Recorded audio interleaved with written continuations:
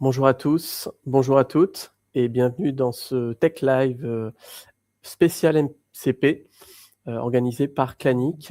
Aujourd'hui, on va parler donc du modèle contexte protocole. On va prendre un petit peu de théorie à travers quelques slides de présentation pour voir un petit peu l'écosystème et comment ça se construit. Et ensuite, en deuxième temps, je vous proposerai de créer un petit agent MCP en local en bénéficiant d'une carte graphique. Et pour cette démonstration, je switcherai effectivement de PC pour avoir une puissance effectivement de rendu et de GPU afin de faire une démonstration avec vous 100% local, avec un LLM local du coup. Donc le MCP, c'est quoi? Qui c'est qui aujourd'hui peut me donner une définition? Si je devais résumer en une phrase, c'est pour donner à son LLM une intelligence agentique capable de raisonner, d'agir, d'interagir avec son écosystème en toute autonomie. Donc, pour me présenter, je suis Julien Boyer, je suis chef de projet et data IA chez Clanic, donc consultant Gen IA et pour le client donc Enedis. Vous pouvez me suivre sur les réseaux sociaux, sur Twitter, sur LinkedIn ou même écrire par mail à la fin si vous avez des questions. On va donc voir au sommaire 3 grosses parties. 1, l'état de l'art au niveau MCP avec un panorama des tendances. En 2, les outils et les bonnes pratiques, tout l'environnement qu'il faut pour développer MCP. Et en 3, une petite démonstration avec Mistral. J'ai choisi Mistral en soi pour le LLM. Il m'est plus facile parce que je le connais, parce que effectivement la version de Mistral 3 aussi est sortie il y a quelques semaines, et parce qu'on aime bien ce qui est franco-français et ce qui tourne effectivement en local. Donc je ferai une présentation en démonstration avec un petit MCP local. Pour parler un petit peu de l'état de l'art, du MCP en général et des LLM, donc voici quelques définitions en fait de l'USB-C de l'IA. On parle d'USB-C de l'IA pour parler du MCP, parce qu'en fait c'est un protocole standard qui a été créé à la base par Anthropics, et ça permettait de connecter ou de connecter n'importe quel outil, métier, web service, API, logiciel, workflow, etc., à travers un LLM. Donc un LLM, je pense que vous savez tous à peu près ce que c'est. C'est une base de connaissances intelligente et vectorielle. Et le MCP vient se greffer dans le LLM pour pouvoir composer de la connaissance et des tâches agentiques. On va voir juste après dans la démonstration. Ensuite, il est ouvert, il est piloté par une communauté. La plupart des MCP qu'on trouve aujourd'hui sont open source. Il est entièrement agnostique, il peut se greffer à Gemini, il peut se greffer à Anthropics, à ChatGPT ou à d'autres. Et il peut donc se provider ou plutôt se fournir en cloud pour pouvoir s'héberger. C'est une version plug and play de nos logiciels qu'on connaît tous, Slack, Notion, Git, Teams, etc., etc. Il se greffe à travers des API, des web services, des WebSockets, etc. Et c'est un véritable plug and play, c'est-à-dire qu'on l'installe et on peut démarrer effectivement en soi. On va voir avec quelques MCP existants que c'est très facile de brancher MCP. Et il est 100% compatible local. Pas de proxy, pas de middleware, pas de fuite de données également. C'est pour ça que, pour démonstration, je vous ai fait un petit MCP local dans un LLM local. Quelques chiffres pour en parler. Aujourd'hui, c'est 10 000 MCP servers, ce qu'on appelle, qui sont déployés à travers l'écosystème des MCP, donc ce qui est assez énorme. On est passé grosso modo de 100 millions de téléchargements mensuels à 8 millions aujourd'hui qui utilisent les différents SDK et pour différents clients MCP, donc c'est assez énorme. 100 millions, c'était effectivement 2024 pour les MCP serveurs. 8 millions, c'est aujourd'hui effectivement pour les MCP en 2025. Une base installée multipliée par plus de 80 en un an. C'est assez énorme parce que la progression en soi de téléchargement également d'MCP aussi a triplé, quadruplé, et ce aussi à travers le cloud ou même en entreprise, puisqu'on voit aussi l'adoption côté entreprise est assez forte, avec des catalogues aussi assez conséquents que fournissent IBM, Microsoft, autres en soi. Les MCP serveurs aujourd'hui sont catalogués via des marketplaces et ils sont 100% compatibles avec la plupart des clients. Quand on va parler de clients MCP, c'est ceux qui les consomment, c'est-à-dire effectivement Copilot, comme on connaît aujourd'hui, Gemini, Cloud Desktop, etc., ChatGPT. Donc c'est assez énorme, effectivement. On a quelques chiffres assez marquants en 2024, surtout en fin 2025, pour parler un petit peu des MCP. Et le MCP, ça repose effectivement en trois grands principes. Le premier, c'est le protocole, c'est contexte protocole, hein, donc ça amène du contexte de manière protocolaire. Ce protocole, il est divisé en deux. Il est JSON RPC 2.0, c'est la base du protocole, et il est divisé en deux, comme je disais. Il est soit STDIO en stream, en sortie, il peut être consommé via une console, via un terminal ou autre en soi, soit en HTTP streamable, ce qu'on appelle le SSE. Et ça, effectivement, c'est le protocole le plus utilisé quand on va utiliser vers du cloud et quand on va déployer sur MCP. 3 briques qu'on va voir dans la pratique: tools, ressources, prompt. Donc ça, effectivement, c'est les 3 briques que peuvent développer un MCP. C'est des outils pour créer des tâches, des tools, des ressources pour déployer automatiquement des tâches, ou plutôt pour déployer des bases données ou des connaissances à travers le MCP, et des prompts aussi pour en soi rebondir sur l'utilisateur et lui proposer ou lui suggérer de nouveaux prompts et compatibles avec son LLM ou avec sa discussion. Donc on verra un peu dans la pratique, effectivement, comment on peut créer des tools, créer des ressources, créer des prompts. Et pour généraliser, le MCP tend à se généraliser en termes de protocole. Il tend effectivement à devenir un véritable tool, on va dire un peu partout dans tous les logiciels. Il y a beaucoup de solutions SaaS aujourd'hui qui adoptent le MCP et qui proposent un MCP. Moi, en dev, il y a un MCP par exemple pour Playwright, pour les tests end-to-end. Il y a un MCP pour Kubernetes. Il y a un MCP pour Git, pour gérer effectivement tous les workflows, toutes les pipelines, tous les runners, etc. Il y a un MCP pour Angular, pour mettre à jour sur la documentation. Il y a un MCP aussi sur Spring Boot, etc., etc. Donc là, on a effectivement un écosystème assez fort. Et je vous ai représenté un schéma un petit peu en dessous. On va donc retrouver ici l'utilisateur qui vient en soi discuter à travers un MCP client. Nous, on va discuter à travers différents clients, MCP Jam ou Claude ou Copilot. Et le MCP serveur va être sollicité à travers ces 3 briques: tools, les ressources, les contenus qu'il contient, et les prompts, à savoir effectivement les prompts qu'il peut disposer pour rebondir à travers l'utilisateur. Donc l'écosystème est assez fort parce qu'aujourd'hui, l'intégration repose sur les plateformes majeures, à savoir Claude Desktop aujourd'hui, Cursor, Copilot, GitHub Copilot, IBM Cube, ZenML, etc. exposent un petit peu toutes leurs solutions à travers le MCP. Donc le MCP est reconnu vraiment mondialement à travers toutes les solutions de cloud, de créateurs de contenu ou même de créateurs de LLM, comme OpenIA, comme Gemini, etc. Donc Azure, AWS, Meta, Claude, etc. l'adoptent. On voit une forte adoption concernant ChatGPT, Mistral, un petit peu, et puis surtout Google Gemini. C'est le protocole standard, effectivement, qu'on doit se connaître, je pense, arrivé en 2025. Il est adopté un petit peu par toutes les solutions, en gros, qui embarquent les LLM, Mistral, DeepSeek, Qwen, etc. Et il se veut effectivement très développé et MCP first. C'est-à-dire qu'aujourd'hui, on a même des IDE, comme je pense à Google Antigravity. Je ne sais pas si vous avez vu la sortie de cette nouvelle IDE, mais c'est un IDE qui est complètement piloté par les agents et il se veut MCP first. Donc on a une armée d'agents qui est pilotée et qui peut être orchestrée les uns à côté des autres. Dans la pratique, on retrouve 2 gros frameworks qui sont universels. Model Context Protocol, qui est donc le framework universel compatible en Java, en Python, en Go, en Rust, en Node.js, TypeScript, etc., même en C. Donc on trouve effectivement beaucoup de langages et des SDK concernant Model Context Protocol. Si vous regardez un peu la documentation, vous avez toutes les déclinaisons de cet outil-là. Et il est très bien fait parce que celui qui a poussé, je crois, le plus populaire, c'est FastMCP, qui a été pondu par la communauté de Model Context Protocol et qui est le framework en vogue sous Python. Donc pour ceux qui font du Python, ça tombe bien parce qu'on va en faire juste après dans la démonstration.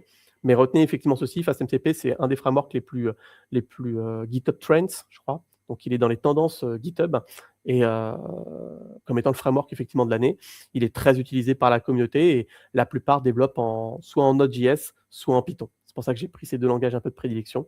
On retrouve avec la communauté de Node, NPM et NPX, un déploiement facilité, une communauté robuste, et avec Python, effectivement, des différents différentes librairies ou autres en soi qui vont bien.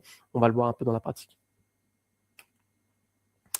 Pour parler un peu des tendances techniques en 2025, rapidement. La première tendance, c'est agent to agent. Donc on retrouve effectivement une communication agent vers l'agent, ce qu'on appelle multi-agent aussi.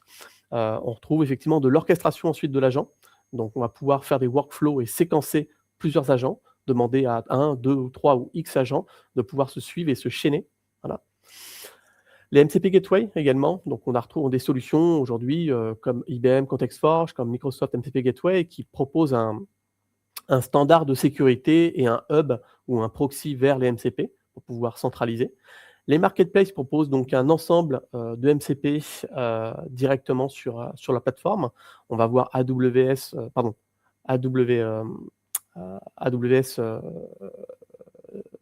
MCP, qui est donc la plateforme qui permet de ressourcer Awesome MCP, qui permet d'avoir toutes les MCP les plus disponibles, mais également GitHub qui propose sa marketplace. Si vous regardez un peu dans votre IDE, VS Code ou IntelliJ même, propose sa marketplace où vous avez effectivement des listes de MCP qui sont compatibles vers les IDE et qui peuvent s'installer facilement. Local first, ça c'est une tendance énorme. C'est pour ça que j'ai créé en fait ce Tech Live. C'est parce qu'en fait, on commence par le local et avoir un bon environnement et on se veut effectivement local. On a effectivement une tendance à même tester nos MCP en local. C'est ce qu'on va faire juste après dans la pratique, avant même de le déployer. Voilà. C'est aussi une bonne pratique. Le local first, c'est ce qui se dégage à travers les outils, les bonnes pratiques et les tendances. On a également des intégrations natives. On le voit avec donc LM Studio ou d'autres outils ou Anything LLM ou même VS Code qui propose des intégrations aussi natives à travers ce GitHub. Puisque GitHub Copilot embarque les MCP et VS Code embarque maintenant les MCP automatiquement aussi. On a également une tendance vers la sécurité et la compliance. Donc ça, effectivement, on va vers des standardisations des protocoles O2.1, vers le scoping, vers le log sécurisé, les métriques, etc., etc. Donc on va vers vraiment un environnement très hermétique et à la fois très mature, vers des solutions plus standards qu'on connaît. Un transport modernisé, puisqu'on est, je le rappelle, sur le RPC JSON 2.0, avec un transport HTTP streamable, HTTP plus SSE. Et enfin, un remote first aussi, c'est une autre tendance après le local first. C'est un peu paradoxal, mais on a effectivement de plus en plus l'usage de MCP existants à travers des serveurs, à travers des cloud providers qui les fournissent. Et donc, en soi, je vous ai mis un petit lien en dessous si vous voulez voir le guide complet en 2025 pour le développeur MCP. Donc, qui récapitule un peu toutes ces tendances et les outils qu'il faut. Pour les outils et les environnements qu'on va utiliser, je vous propose donc UV pour la version. Alors, je me suis trompé, c'est 3.12, c'est pas 3.02, sinon c'est un peu en retard.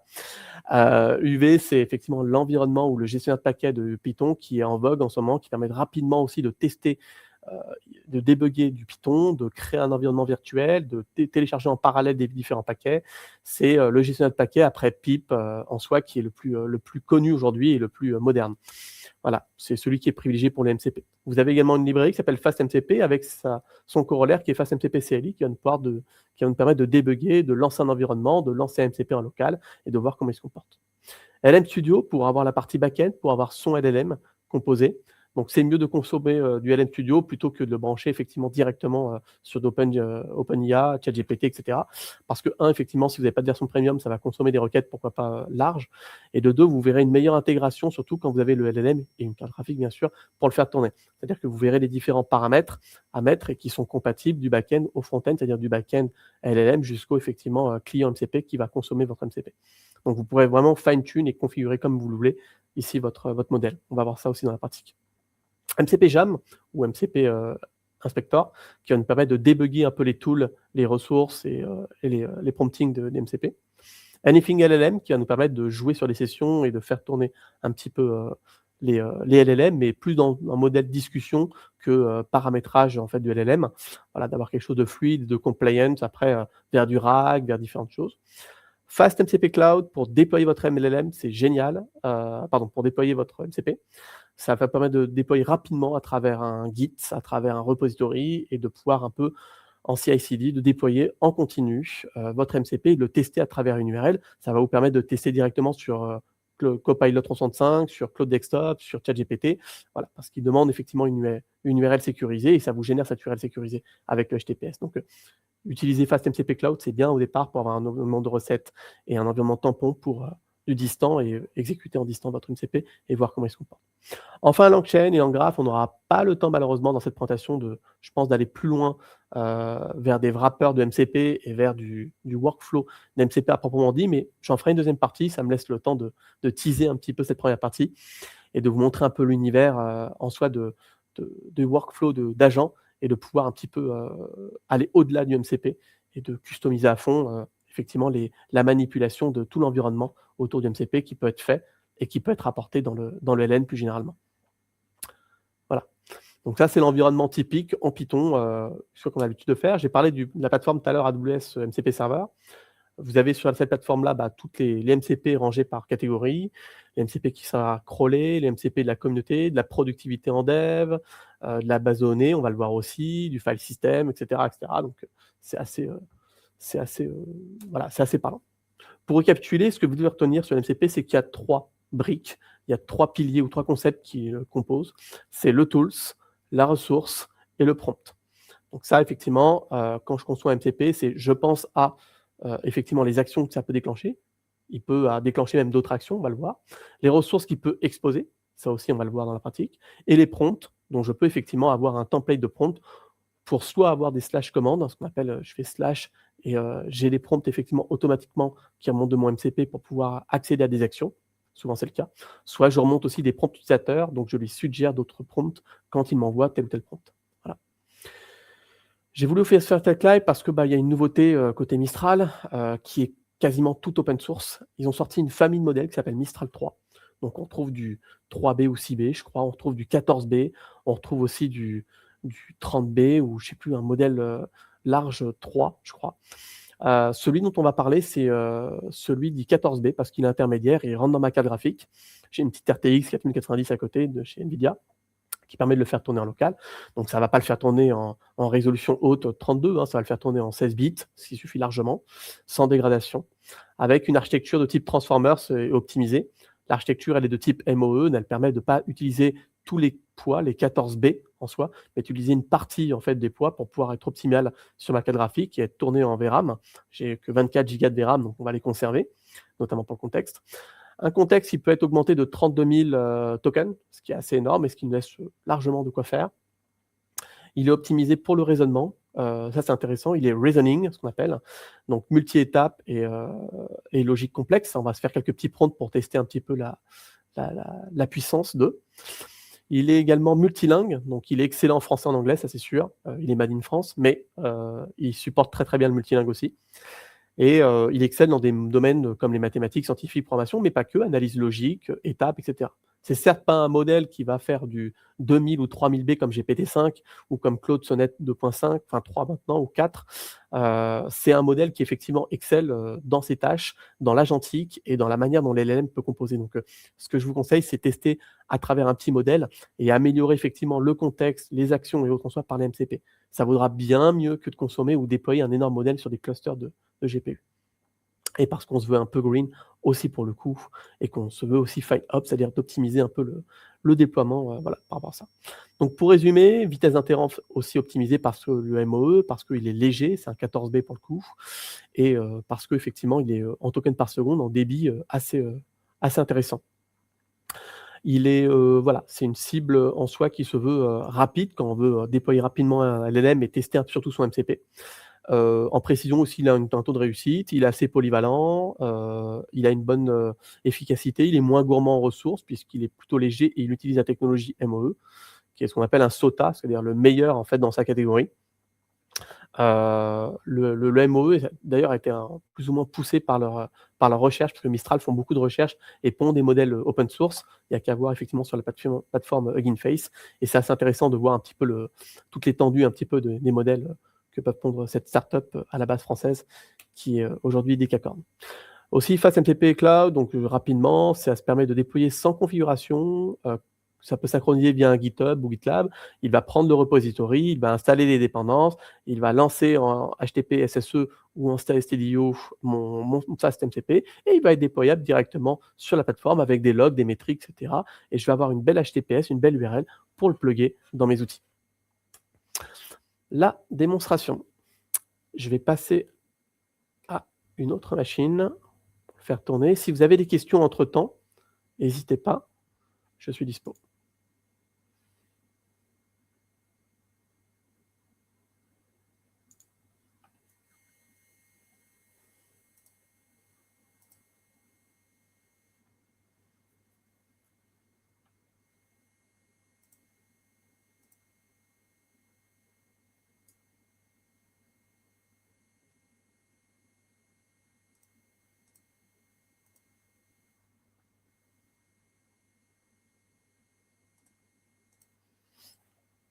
Il n'y a pas d'autres questions?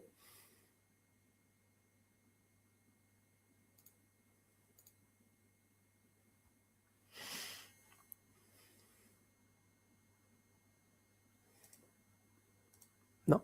Bon, bah, je peux continuer. Alors ici, je vous ai créé dans un VS Code standard une architecture un petit peu du MCP et à quoi ça ressemble. Donc j'ai fait un MCP qui va nous servir de créer des recettes, de lister des ingrédients, de voir aussi dans une petite base de données, etc. etc. Et le premier point d'entrée, effectivement, c'est un fichier Python qui va utiliser quelques dépendances, à savoir donc FastMCP, le paquet dont je vous parlais qui est en vogue. Donc ça, vous pouvez voir un peu sa librairie un petit peu sur GitHub. Et comme je vous le disais, c'est une belle librairie qui va nous permettre de pondre un petit peu des MCP et qui va nous permettre voilà, de jouer à travers notamment des wrappers pour rapidement avoir un MCP opérationnel, de le tester aussi en local, etc. etc. Donc Pydantic, Request qui font partie souvent de Python. J'ai mis Beautiful Soup parce que je vais scraper un petit peu Marmiton. Et puis Mongo parce que je me suis connecté à Mongo et puis on va voir avec une base de données comment ça synchronise, etc. etc. Donc le premier fichier, c'est un main ici que je vais pouvoir après lancer rapidement. Donc je vous conseille d'installer effectivement la CLI Fast API, ce qui va vous permettre de lancer directement ou de débugger votre MCP. Et vous pouvez inspecter à tout moment votre MCP pour voir un petit peu ce dont il convient. Donc là, on voit à mon écran le serveur, les composants, les tools, les prompts, etc. Et je vais vous décortiquer un peu comment créer son MCP. C'est le but. Donc le MCP, ce sont avant tout des tools et des ressources qui mettent à disposition principalement. Donc ici, j'ai décidé de mettre à disposition les ingrédients, les tips également. Vous voyez que c'est que des wrappers autour des fonctions, grosso modo. Ce qu'il faut retenir, ce n'est pas la logique ou les données, c'est vraiment comment ça s'articule. Donc les ressources sont ici, les ressources de recettes de Noël sont là, et je vais pouvoir le tester en environnement. Alors la première chose que je vous conseille, c'est d'installer MCP Jam, qui va me servir effectivement à tester mon MCP. Donc je vais pouvoir connecter mon MCP, je l'installe et j'ajoute tout de suite un nouveau MCP et je vais pouvoir effectivement le tester ou le visualiser un petit peu comme ici et de tester chacun de ces tools. Donc ici, je peux voir un petit peu les tools, je peux également voir les ressources et comme vous voyez ici, je peux exécuter pour voir par exemple les ingrédients par défaut ou les conseils ici que l'on me donne. Voilà. Donc ce qui est pratique, c'est que ce logiciel-là, MCP Jam, c'est vraiment cool pour débugger des MCP et on va pouvoir les tester un peu rapidement via un petit chat qui est ici. Donc là, vous avez la possibilité de connecter GPT-5, Google, Anthropics, tout ce que vous connaissez. Vous pouvez même ouvrir, comme moi, un Cloud Desktop ou un Copilot pour tester un peu plus loin votre MCP. Mais je vous conseille de garder un outil en local et MCP Jam Inspector est plutôt cool pour tester ces MCP. Donc, je vais pouvoir ici tester. Alors, avant que j'aille vers mon MCP, vous allez me dire, mais attends, Julien, c'est magique, il y a GPT-5 qui est derrière. Oui, pour le moment, je n'ai pas greffé mon MCP, mon LLM Mistral, on va en parler juste après. Mais voilà, je peux commencer par lui dire bonjour, c'est un peu plus lent parce que c'est du GPT-5 free, donc je n'ai pas l'abonnement payant chez GPT, mais voilà, il va pouvoir un peu interroger mes modèles et il va pouvoir effectivement saisir quelque chose en soi par rapport à mes recettes, quoi qu'en soit. Donc si je lui dis donne-moi les recettes de Noël, hop, on va déclencher un premier tool ici, donc qui est dans mon MCP que j'ai fait ici pour la démonstration. Voilà, list Christmas recipes. Ce qui est cool, c'est qu'on voit en débugage un petit peu tout ce qui sort. Par exemple, à ma fonction list Christmas recipes. Excusez-moi pour l'anglais. Donc c'est une fonction, ni plus ni moins, hein, en Node.js, que ce soit en Python ou autre, c'est pareil. Et elle vient exposer effectivement la liste ici des recettes pour Noël. Donc je vais avoir effectivement, une fois qu'il aura terminé de composer avec ce MCP, il va me retourner normalement cette liste de Noël qui est ni plus ni moins une boucle vers la liste des Noël, pardon, la liste des recettes que j'ai mise juste ici. Donc il va composer avec toutes ces données qu'il récupère, le MCP va composer avec le LLM et le LLM va me sortir en langage naturel quelque chose qui ressemble à la liste des recettes de Noël. Donc il est un petit peu lent, ça dépend des LLM que vous utilisez derrière. J'ai pris celui qui m'est arrivé par défaut sous le coude. Et vous pouvez à tout moment effectivement avoir votre propre LLM qui tourne à côté. Il n'y a aucun souci, c'est plus rapide. Voilà. Donc là, il est arrivé, il m'a donné ici la liste des recettes qu'il est allé chercher directement sur ma liste de recettes ici, la dinde de Noël, ici, hop, voilà, avec les conseils ici qui me sont donnés, etc., et je peux continuer un petit peu pour voir un petit peu ce qu'il peut rechercher et donner des étapes, notamment les accords avec mes vins, etc., etc. Donc là, il me conseille différentes choses. Voilà, Bourgogne rouge d'ailleurs qu'on retrouve un peu plus loin ici dans ma dinde de Noël, dans ma démonstration. Donc en fait, mes MCP, c'est ça, ce sont en fait avant tout des tools qui sont disponibles ici et que je vais pouvoir tester à tout moment dans mon environnement MCP Jam. Ça, c'est très pratique pour le coup parce que je peux tester les résultats de chacun des tools que j'exécute ou chacun des ressources comme on a vu. Si par exemple, je veux qu'il me suggère une recette aléatoirement, je vais pouvoir tester ici. Donne une recette aléatoire. Et là, il va déclencher un autre tool, donc ici, de mon MCP, qui s'apparente à Random Recipe, qui est ici. Donc, comment il fait pour matcher avec la bonne fonction? Alors ça, c'est directement fourni dans le tool, c'est un chapitre contexte. Vous pouvez mettre des names à votre fonction, des descriptions également à votre fonction, ou même des tags un peu plus loin. Donc ça, c'est intéressant parce que vous pouvez vraiment référencer vos fonctions, vos tools, par rapport au MCP qui les exécute. Et voilà, là, il m'a donné un saumon fumé sur Bligny, on peut vérifier. Ça fait partie effectivement de mes recettes qui est ici. Donc il va donner effectivement le titre, les ingrédients qui sont ici, les instructions et l'accord mes20 qui est là. Donc en fait, ce qui est cool, c'est que voilà, le MCP va non seulement m'exposer des données ici par des ressources. Là, il allait directement chercher la fonction qui va chercher la ressource et qui va exposer les recettes. Mais en plus, il est capable de me créer des tâches ou de m'exécuter des tâches. Ça, c'est ce qu'on va voir juste après. Donc MCP Jam, c'est bien si vous effectivement commencez, vous écrivez quelques petites fonctions un peu bateau comme ici pour ça. À tout moment, vous pouvez débugger, voir si par exemple j'ai un bug ou pas. Il y a MCP Inspect qui va vous permettre d'inspecter tout un fichier et il va vous donner des lignes s'il y a un problème. Si par exemple vous êtes trompé de fonction, comme ici, il ne va pas être content, il va vous donner un debugging avec effectivement le traceback qu'on appelle ici, la stack trace ici qui va vous donner la ligne et forcément le bug qu'il a eu. Quand tout se passe bien, je peux lancer effectivement en face MCP. Normalement, il me liste par défaut le nom du MCP avec les tools, les prompts, etc. Vous pouvez aussi utiliser UV comme vous voulez. Vous pouvez lancer aussi avec UV. Vous pouvez ajouter une dépendance. Vous pouvez lancer un fichier comme on vous semble et vous allez voir si vous avez une erreur ou pas. Si vous avez une erreur, il va directement vous crier dessus. Vous pouvez créer votre environnement comme vous le souhaitez. Donc là, c'est pratique parce que j'ai un outil MCP Jam qui va me permettre d'inspecter rapidement et de redémarrer à la volée mes outils. J'ai ici le chat. Je peux à tout moment donc voir que le recipes il est OK. Si à tout moment je veux configurer effectivement tous les MCP que j'ai, je peux importer un JSON ou ajouter manuellement ici soit mon exécutable qui soit en Node, NPX ou en Python. C'est ce que j'ai fait un petit peu ici pour mon premier MCP ici que je vous ai montré. Donc je l'ai créé, j'ai créé le serveur et j'exécute directement en stdio ici mon main que je suis allé chercher en dur directement ici. Voilà, j'ai mis un environnement virtuel pour le coup. Je vais chercher Python dans l'exécutable. Mais voilà, vous avez compris pour le coup, c'est de tester rapidement, de pouvoir aussi jouer avec ici différents LLM qui sont connus et en ligne.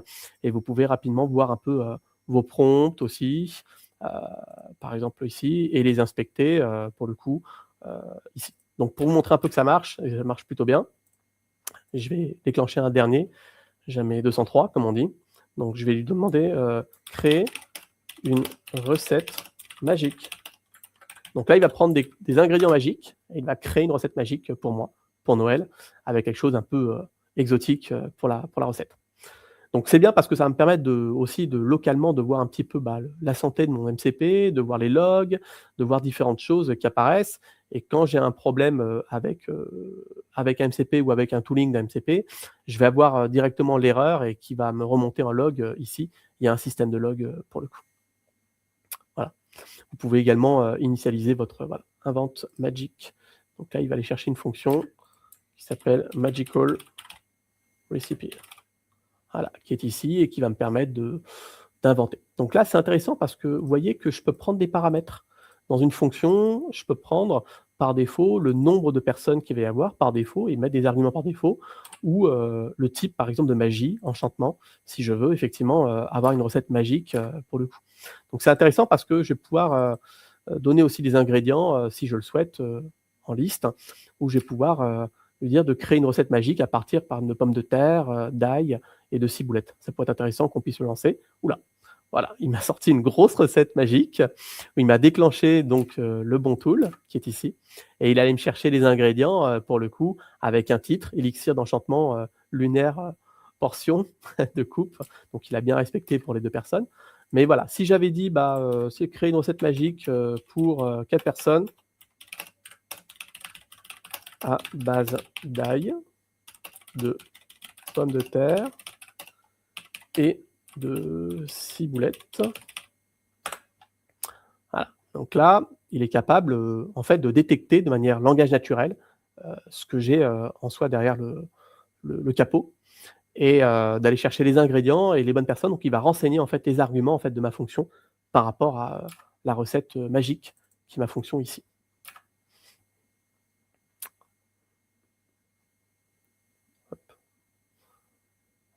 Ici, ce qu'il faut retenir, c'est que je vais pouvoir avoir ma logique ici métier, on imagine, et retourner des choses intéressantes. La fonction, le tool du MCP va pour retourner le titre, le nombre de personnes, les ingrédients, les étapes aussi nécessaires à ma recette, le type de magie et enfin déclencher une ressource, c'est-à-dire les tips de manière générale. Ce qu'on va voir, voilà, le retour de mon prompt va être exactement ce résultat qui va être exploité par le LLM. En fait, ce qu'on doit comprendre, c'est ça à travers le tooling, c'est que le retour d'un tools va être exploité par le LLM et lui, il va composer avec ceci. Donc, on peut s'apercevoir qu'on a bien effectivement le titre qui est ici, le nombre de personnes que ça sert, et vous voyez que par défaut, il allait chercher le nombre de personnes aussi. Et c'est très pratique parce que on voit effectivement le débugage un petit peu de ce qu'il a déclenché et les différentes interactions de tooling qui sont ici, à côté. Et après, effectivement, les ingrédients qu'il faut, la préparation et même des astuces, puisque j'ai demandé de sortir mes astuces ici. Ce sont des astuces directement que j'ai pu lister un petit peu plus haut dans type général à travers ici pour voilà, l'eau, saler l'eau, etc., etc.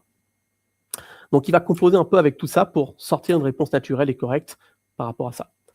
Le meilleur outil, si je veux après déployer un LLM, et si je veux jouer avec mon LLM, notamment Mistral, c'est LM Studio. J'en parlais, LM Studio, c'est génial aussi. C'est un outil qui va vous permettre rapidement de chatter en local et de charger directement ici votre LLM favori. Donc, j'ai pris Mistral, effectivement, 3 pour la version 14B. Hop, que je suis venu charger ici, dans ma RAM, et je vais pouvoir discuter directement dans mon chat ici et retrouver notamment mon MCP Recipes qui est ici. Après, j'ai d'autres MCP existants que je vais jouer un petit peu avec pour vous montrer la puissance. Donc ça tombe bien, je vous ai préparé un peu des prompts pour le coup, pour ce TD. Donc comme c'est un LLM assez avancé que j'ai décrit précédemment, je vais pouvoir vraiment lui demander un menu complet et vous allez voir que sans aucun problème sur ma RTX 7090, le LLM Mistral 3 14B tourne plutôt bien. Donc là, je vais lui demander un menu complet Noël, contraintes, avec des contraintes familiales. Donc comme j'ai dit que c'était un LLM par raisonnement, vous voyez, il m'a déjà sorti la réponse, ça va très très vite. Puisque c'est du stream et au token par seconde, il n'est pas mauvais. Et vous voyez qu'ils peuvent amener un résultat plutôt correct avec des tableaux, des comparatifs. Et je lui ai posé mes contraintes et il a pu raisonner à travers les contraintes. Donc, ce que j'ai dit, c'est que je lui ai mis du contexte. Tu es un chef de cuisine français spécialisé donc, dans les menus de fête. Nanana. Je lui ai mis également donc, les personnes invitées, des personnes végétariennes avec des contraintes, intolérantes au lactose, etc. Le budget total, également moyen. Le temps de préparation maximum 4 heures. Voilà. Je lui ai mis des contraintes en fait ici et je lui ai balancé un petit peu tout ça. Donc, il a pu raisonner. Donc, il s'appelle Clanic MCP. Je l'ai nommé Clanic MCP. C'est un contexte que j'ai mis un peu plus haut ici, hein, quand je suis venu charger le message système, le contexte un peu général de mon LLM. Le modèle, il est chargé ici avec la température, les différents paramètres que je peux mettre. Ça qui est génial dans l'M Studio, c'est qu'on va pouvoir vraiment paramétrer le LLM que l'on veut et les différents paramètres que ça peut prendre. Et enfin, le programme avec mon MCP qui est chargé ici et que je peux charger à tout moment quand MCP JSON, où je peux charger différents MCP comme il me semble. Donc moi, c'est le MCP Recipes qui est ici, chargé avec UV et qui exécute par défaut mon main.python que j'ai présenté précédemment. Donc on peut voir que la réponse est pas déconnante parce qu'il est venu me faire un vrai menu Noël avec contrainte de 8 personnes. Les personnes effectivement végétariennes ou sensibles au lactose, etc., il a respecté, je pense, le choix entre guillemets des ingrédients et la préparation. Et il résume un petit peu ce qu'il a fait et l'optimisation qu'il a faite à travers des descriptions et l'adaptation par rapport aux personnes, et la planification même de temps, le budget aussi, et le matériel qu'il faut par rapport à ça. Donc c'est intéressant parce que là, je vais pouvoir vraiment travailler avec voilà, des prompts beaucoup plus avancés, avec un modèle de raisonnement ici, par défaut. Hop, hop. Je reviens ici. Donc, je peux demander des prompts simples, comme j'ai fait tout à l'heure, comme des prompts beaucoup plus avancés en jouant sur ce modèle. J'ai également connecté une base de données. C'est intéressant parce que on va pouvoir, à travers, bien sûr, donner des réponses dynamiques à travers notre guide de recettes. Et je vais préparer pour ça une petite base de données, ici, d'ustensiles, de commentaires et d'utilisateurs qui vont pouvoir, ici, apporter des commentaires aux recettes. Donc, vous voyez que les recettes sont ici. J'ai mis des notations, j'ai mis les prénoms, les personnes qui commentent ici. Donc, c'est intéressant. J'ai préparé un petit prompt pour ça. Hop. Et je vais pouvoir ici discuter avec lui et lui demander: tu peux me donner la liste des ustensiles que tu as en base de données. Puis, tu comptes le nombre de commentaires. C'est parti, on va laisser travailler. Donc là, sans surprise, c'est beaucoup plus rapide que MCP Jam, parce que là, on est directement sur LLM. Je peux voir d'ailleurs mon GPU qui est en train de forcer à 96-97% ici, mais on est effectivement sur du local et on consomme localement Mistral 3 en 14B, raisonnement. Donc là, c'est super intéressant parce qu'il est venu me consommer 2 méthodes pour récupérer les commentaires et les ustensiles. C'est 2 tools ici que j'ai préparés et qui va nous permettre de jouer avec MongoDB en local et de récupérer les ustensiles, les recettes ou par exemple les tools. Et là, il est venu directement me dire, bah voilà les listes d'ustensiles qui sont disponibles en base de données. Ça, je peux vérifier rapidement. Hein. Voilà, cocotte en fonte, plate à grains, latin, etc. Donc là, on a besoin de ces tools. Il a sélectionné intelligemment les tools qu'il a besoin pour cette recette-là. Voilà. Et il est venu compter le nombre de commentaires que j'ai sur ma recette. Enfin, compter le nombre de commentaires tout court, pardon. Et il a compté 6 commentaires ici. Voilà, avec les recettes qui sont les plus commentées ou les mieux notées, etc., etc. Donc là, on voit que l'intelligence est passée au-dessus parce qu'il est venu composer directement avec ma base de données et autres en soi. Je peux même lui demander de faire une recherche marmiton. Donc j'ai préparé ça aussi pour vous montrer le côté dynamique des choses. Et si on lui demandait maintenant, hop, d'aller chercher sur un marmiton les recettes de Noël, ça peut être chouette. J'ai préparé un petit prompt pour ça. Et il va aller interroger un tool de mon MCP, c'est Scrap Christmas Recipes. Et ces recettes-là, elles sont issues directement de Marmiton. Donc, bien sûr que pour MongoDB, il y a un MCP qui existe. Bien sûr que pour Scrap, il y a Beautiful Soup 4 ou d'autres MCP qui existent, WebCrawler ou autre en soi. Mais j'ai préféré le faire à la main et d'aller chercher directement les recettes. Je vous ai préparé un petit tool qui est ici, où je suis allé chercher les recettes directement là. Et je pense qu'il est allé chercher, voilà, directement les recettes pour vous montrer qu'avec une API ou quelque chose, je peux composer et aller crawler la base pour aller chercher notamment les liens vers les titres de recettes. Et les recettes que vous voyez là sont effectivement maintenant présentes dans mon local LLM. Donc en fait, le MCP, c'est cool parce que je vais pouvoir directement avoir de l'interaction à travers des bases données, à travers du crawl, à travers des données fictives ou autre en soi. Et je vais pouvoir composer avec mes MCP en soi, mon MCP ici. Allez, un peu plus fort maintenant. On va lui demander de composer avec un autre MCP. Imaginez que vous avez 2 MCP. Là, on commence à rentrer dans l'orchestration. Mais le mieux, c'est d'utiliser LangChain avec LangGraph qui fait très bien l'orchestration. Donc, j'ai préparé un petit MCP en fait à côté qui s'appelle Image, qui va me servir à crawler l'API de Pexel, qui est une API d'image gratuite où j'ai mis une clé fictive. Et il va venir me chercher des images. Et à travers un main image, il va pouvoir combiner ici 2 MCP entre eux, qui sont importés ici. Hein, et je vais créer un MCP à partir de la combinaison de main MCP, donc qui va importer ici le MCP Pexel et qui va me servir à composer directement avec celui-ci pour amener des actions ou autres en soi. Donc là, ce qui est intéressant, c'est qu'on va pouvoir avoir un MCP qui se compose d'un ou plusieurs d'autres MCP. Donc je vais pouvoir consommer ce MCP et exécuter par exemple la fonction search image, qui est ma fonction en fait de recherche d'image du MCP précédent, voilà, qui est ici. Donc là, je monte un cran et je peux composer en fait 2 MCP. Donc ça, c'est plutôt cool. Et je vais pouvoir lui demander par exemple récupère, je vais mettre sur une nouvelle image, récupère une image de poulet pour Noël. Donc là, il va savoir que j'ai configuré un deuxième MCP qui est ici, qui est un peu plus loin. Ah, j'ai pas activé. Attention de bien activer le MCP, hein, sinon ça ne va pas marcher. Il faut bien le déclarer ici dans un MCP JSON, qui est le registre des MCP, et l'activer ici par défaut. Et d'ailleurs, ce qui est cool, c'est que vous voyez directement les tools qui sont disponibles pour, par exemple, récupérer ou rechercher une image. En soi, il va normalement récupérer une image de poulet pour Noël. Donc là, s'il est intelligent, il va aller me chercher, voilà, image search, une fonction. Voilà, donc là, il va aller me chercher une image. C'est cool, on peut voir un peu de quoi il s'agit. Si on ouvre un navigateur, ouais, une belle image de Noël, pour le coup. Bon, c'est le poulet, mais il faut imaginer qu'il y a un poulet en dessous. Bon, ça dépend de l'API de poulet de Noël de Pexel. J'ai pris là par défaut une image. Enfin, plutôt, il avait récupéré par défaut une image. Mais voilà, l'idée, c'est qu'on a composé, en fait, à travers cette fonction, effectivement, du recipes image, qui est mon fichier, en fait, MCP qui est là. Et ce MCP est la combinaison de 2 MCP entre image ici et recipes. Et ça, c'est cool parce que je vais pouvoir après demander ici des prompts plus avancés et qui me génèrent des images, qui me créent une recette, etc., etc. Ça, c'est une combinaison en fait de MCP qui existe dans FastAPI. On va pouvoir combiner ou agréger un ou plusieurs MCP et faire un petit peu des workflows de MCP. Pour continuer ici, je vais vous montrer un autre MCP encore plus puissant qui va me permettre notamment de jouer avec les file systems.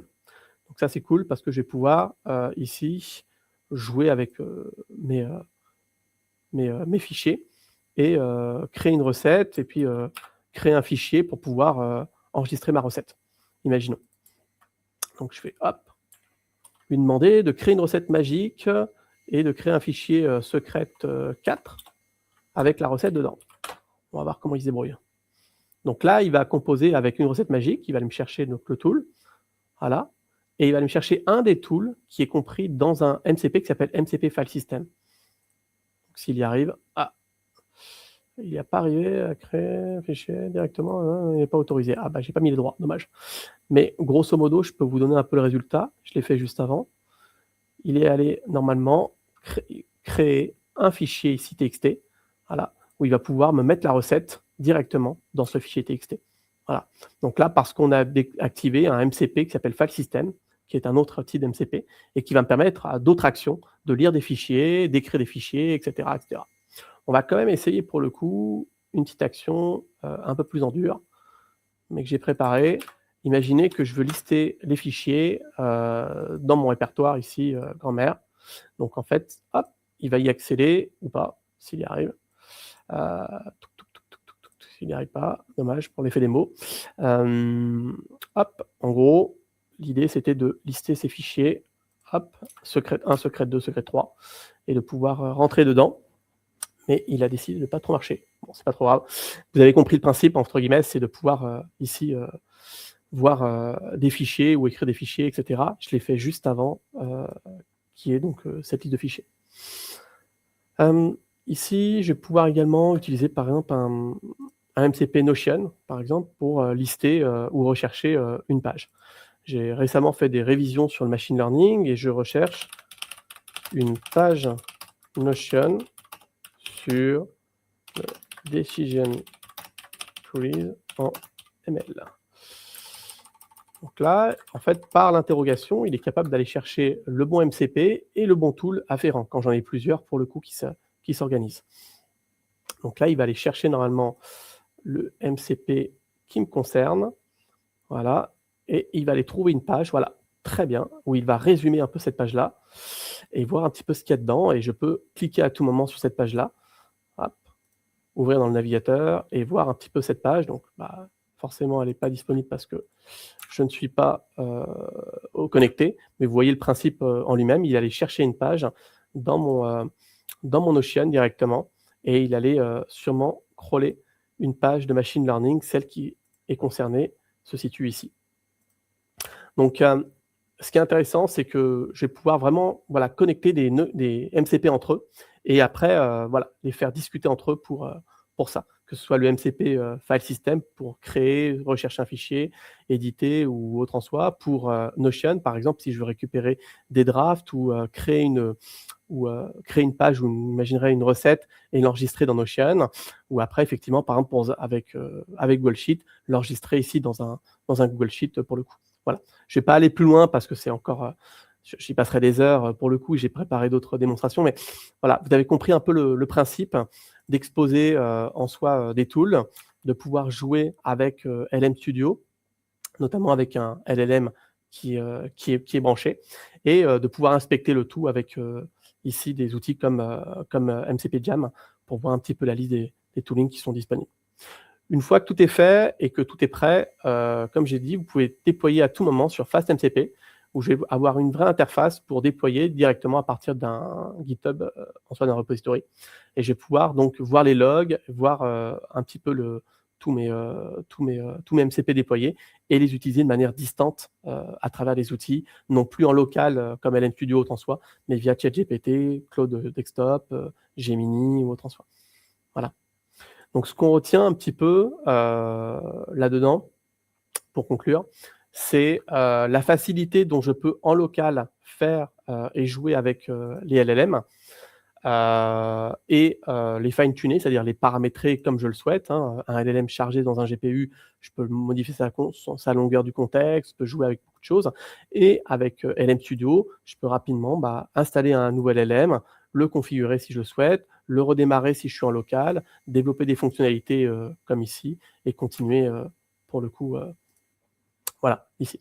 Donc en fait, après, je peux complètement me dire avec les ustensiles, par exemple, en BDD, je veux créer une recette à base d'ail. Voilà. Donc en fait, après, c'est à lui de composer à travers les différents MCP ou les différents tools que vous avez.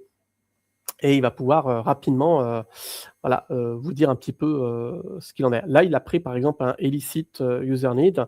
Donc c'est intéressant parce que on va pouvoir aussi le guider un petit peu de ce qu'on a besoin en termes d'ingrédients, d'ustensiles, de temps qu'on dispose. Et vous voyez, ces petites questions vont être rappelées un petit peu plus loin, ici par le LLM. Donc on va pouvoir un petit peu jouer avec l'utilisateur, lui proposer des prompts ou lui suggérer des ressources pour lui exposer des données. Voilà. Si je devais conclure le MCP à travers des bons outils comme effectivement Python avec FastMCP, FastMCP CLI aussi pour à tout moment débugger, UV pour les dépendances, LM Studio si vous avez effectivement un LLM. Sinon, vous pouvez tester directement sur MCP Jam, je vais y arriver, et voir un petit peu le debugging de vos MCP et commencer à jouer là-dessus à travers le chat.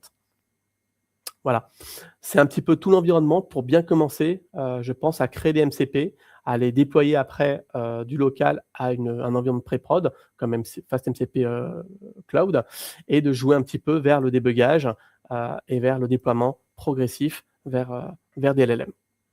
Voilà. Hop, j'ai fini donc ma démonstration. Pour conclure un peu rapidement, l'écosystème, FastMCP, c'est, vraiment c'est beaucoup de communautés et beaucoup de voilà je vous mettrai à disposition le petit, repository que j'ai créé, mais beaucoup de fonctionnalités et beaucoup de choses qui sont, avancées, dans, heu, derrière le MCP. On a parlé de ces 3 piliers, de créer des tools, de créer des ressources et puis des prompts, afférents. Il y a des, manières dont on peut composer à travers plusieurs MCP. J'en ai fait une petite démonstration. Qu'on peut jouer avec le contexte également de différents tools. Ça, je vous ai montré à travers les tags, des descriptions ou autre en soi. On peut jouer aussi avec des images, créer des middleware pour de l'authentification, et cetera, et cetera, et avoir du storage backend, même pour avoir des mémoires entre les différentes discussions de mon MCP. Merci à tous et à toutes. Il me reste encore 5 minutes. Si vous avez, des petites questions, je suis à votre, disposition. On va attendre 1 ou 2 minutes. Je pense que le décalage entre le live va impliquer qu'on ait peut-être des questions qui arrivent un peu après. Merci beaucoup, Julien. On attend et je les afficherai en bas.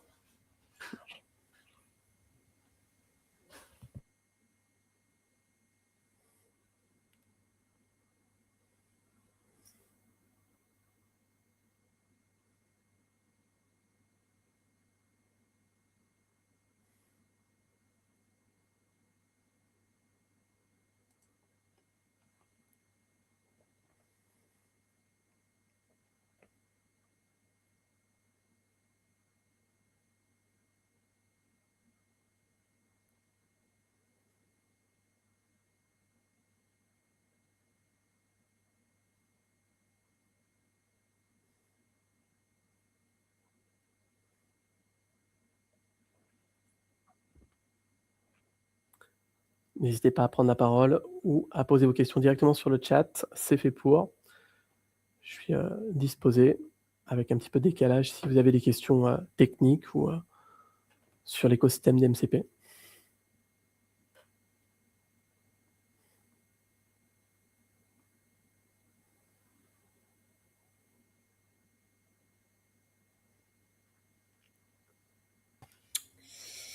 J'ai pas l'impression qu'on ait de questions, Julien. OK. Donc, on peut conclure. Bon, ça a été clair alors. Merci à tous et à toutes pour votre attention. Retenez, ceci, c'est que le MCP, comme vous avez vu rapidement, vous pouvez le déployer chez vous en local. Vous pouvez donc amener du contexte et des actions intelligentes à votre LLM. Vous avez le «choix» entre guillemets sur tous les outils en Node, en différents langages et SDK, qu'ils composent, hein. C'est, libre à vous effectivement de choisir un petit peu votre stratégie. Aujourd'hui, je pense que le MCP est un protocole, qui est quand même assez robuste et mature. Il est déployé à travers les différents créateurs, Anthropic, Gemini, OpenAI. Il est déployé aussi sur les différents cloud providers, AWS, GCP, et Azure, et cetera. Donc, voilà, n'hésitez pas à jouer un petit peu avec ça. J'espère que ça vous a éclairé à travers cette petite démonstration concrète de recettes de Noël. Et puis, je reste à disposition, par mail, sur LinkedIn ou autre en soi si vous avez, davantage de petites questions.